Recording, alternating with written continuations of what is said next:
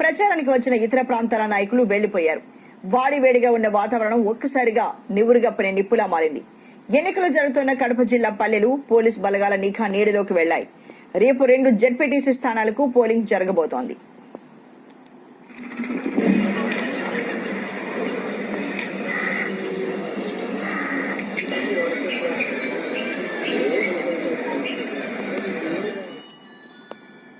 ఇక పులివెందులలో 11 మంది, ఒంటిమిట్టలో 11 మంది అభ్యర్థులు పోటీలో ఉన్నారు.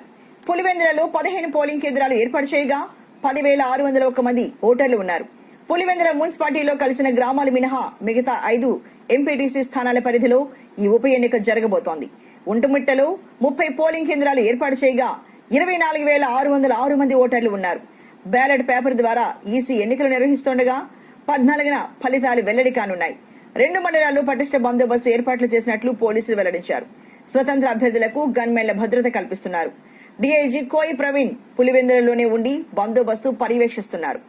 2 మండలాలు జిల్లా సరిహద్దుల్లో ప్రత్యేక చెక్ పోస్టులు ఏర్పాటు చేశారు. పోలింగ్ పూర్తయ్యే వరకు స్థానికేతరులు ఉండకూడదని పోలీసులు హెచ్చరించారు. అవాంఛనీయ ఘటనలు జరగకుండా కట్టుదిట్టమైన భద్రత ఏర్పాట్లు చేసినట్లు కలెక్టర్ తెలిపారు.